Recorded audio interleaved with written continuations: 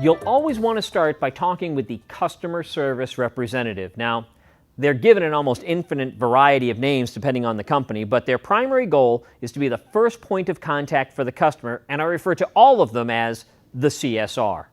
There are two types of CSR: the ones that take incoming calls and the ones who make outgoing calls. Since you initiate contact with the CSRs that take calls, you have a lot more flexibility with them.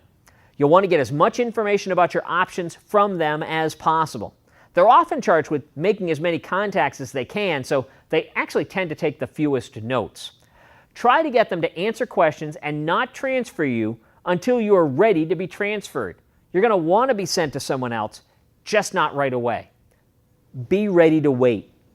Since your next contact will be with a supervisor, and there are usually only a few supervisors able to handle calls at any given point in time, supervisors can do anything that a CSR can do and more. So there really is no sense in asking the CSR to make a change, since their supervisor can always do at least that and probably more for you. Now, this is a very different from your strategy when the CSR calls you. This time, they want information and they're going to press you for a resolution. These folks are often the rudest people that you'll have to deal with, and this is because of how they're drilled by their supervisors. You want to avoid this group of people. You're under no obligation to talk with them. I would always suggest that you say, "I'm too busy right now to talk," and ask for a number to call back. Ask if you should talk to the same person when you call back. Depending on the organization, they may or may not give you an extension number. Now, the next step is important. You need to call, but it does not need to be the number they gave you. You can call in to the main CSR number on your credit card and try to follow the steps to get to a supervisor. Now, some of the credit card companies are going to redirect your call to collections if that's the department that called you. In that case, you really don't have a choice.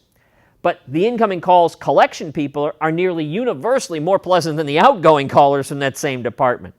If you've decided that you would be just as well off without this existing line of credit, you can always suggest to an incoming call CSR that you're considering closing out the account. Now, this will, if your account is in good standing, most likely get you routed to the retention department. This group of people is often allowed to make offers that would entice you to keep your balance on this account, but be aware. This is a very easy bluff to be called. Do not threaten to close an account unless you'd be fine with that outcome. I've had more than a dozen accounts closed upon transfer to retention, immediately. Yeah, but a closed account offers more options than an open account, so it's not the worst thing that ever happened. In closing, there's one group you never want to be sent to.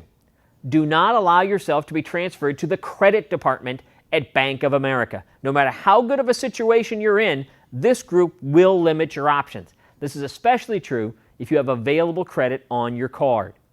To summarize, talk to CSRs that you call, not that call you.